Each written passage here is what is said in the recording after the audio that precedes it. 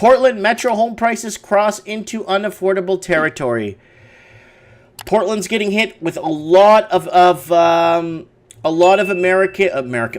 Californians moving into Portland right now.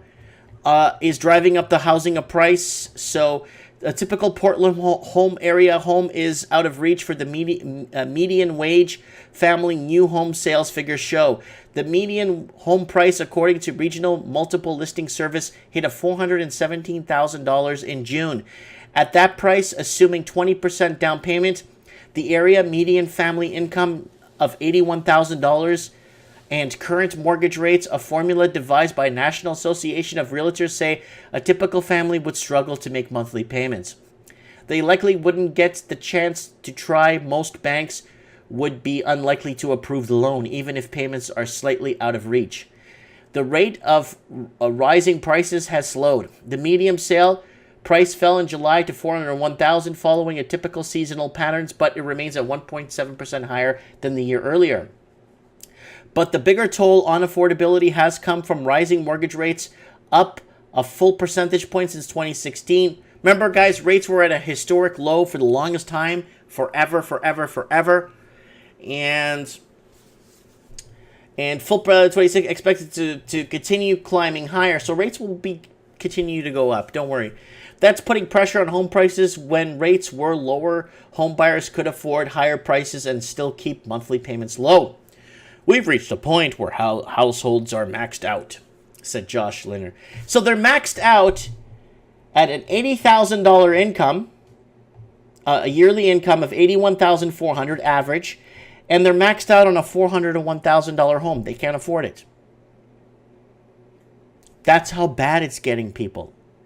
You see, in the United States, the numbers make more sense. $81,400. I can't afford an average medium home price of $401. It's out of my reach. I don't make enough. That's right. That's exactly right.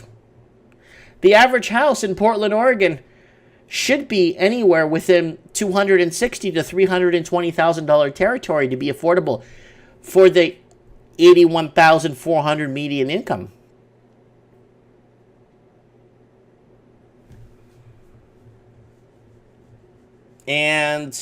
But the bigger toll on affordability has come from rising mortgage rates, up a full percentage point since 2016. Rates are expected to continue to climb higher. That's putting pressure on home prices. When rates are lower, home buyers could afford higher prices and still keep monthly payments. We've reached a point where households are maxed out, said Josh Laren, says state economist. Income growth is slowing a bit and interest rates are rising. So that means if households are maxed out on their budget, the only adjustment that can be made to balance the household budget is sale price. There it is, people. Affordability index right there. It's out of control, PPs. It's the first time since the housing bubble peaked in 2007 that a median income household can't afford a median price. So again, Portland, Oregon should be anywhere from $230 to $310 for the medium average home. That's where it should be. Not $400. It's too high. Last time the bubble burst, setting off an economic crisis and sending home prices plummeting. But a lot has changed since 2007. Households aren't accumulating the same amount of debt. There remains a shortage of housing rather than the excess of homes in some parts of the country during the bubble. Any fallout from the housing market wouldn't have the same economic impact as it did last time around, Lanier said. Portland area home sales fell in July 2%. From a year earlier, the number of listings climbed. It would take 2.4 months to sell every home on the market. A balanced market typically has 6 months supply, with anything less indicated of the seller's market. Homes that sold in July spent an average of 36 days on the market from listing when the offer was accepted. Okay, guys, so let's take a look at this. $401,000 for the average home price. $401,600. Let's move to our banking here. And let's put this down. Okay. And boom. $401,600. Your payment is $2,224.05. Let's calculate here on our trusty calculator.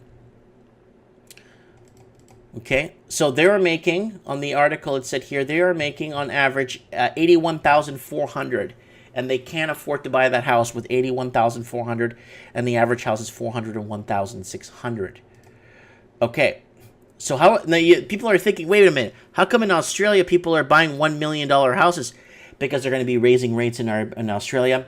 Headline was out the other day. RBA says, sit back and wait, we're raising rates. They have to hedge against inflation. So let's look at this. Okay. So $2,224.05 for the $401,000 to be lent, and 4-year term with a 25-year amortization, and your payments are $2,224 for the average house in Portland. So let's do that. $2,224.05. We'll multiply that by 12 months. Divide that by 52 weeks. And divide that by 5 working days. So the average person, to cover that house, needs to make $102 net on 2 people working. So the dual combined income is roughly, the medium income is 81,400. Okay, 81,400, and they can't afford that $102 a day just to make a mortgage payment. They can't afford it on $81,000 a year. And now Portland's crying the blues, and the average house prices are tipping at $401,000. It took so long for Vancouver to tip. It took so long for Sydney to tip.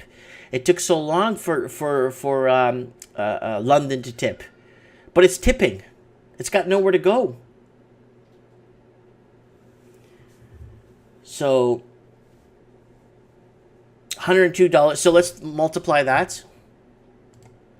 1.39. So the average person needs to net $142. The average family needs to net $142 per day net. And in the States, I think Portland is a work-free state. I don't think they charge that much tax on their wages. So the average person needs to gross about $160 a day in Portland to be able to own the medium family average home. So that's how bad things are getting. So Portland's tipping at 401,000, which is a good signal. It's a good sign. Home sales are dropping in Portland, which is home sales and prices are dropping, which is very good. Very, very good. That it's tipping at 401,000, not at $1.2 million, because that's gonna wreak havoc on. Oh God, you have no idea.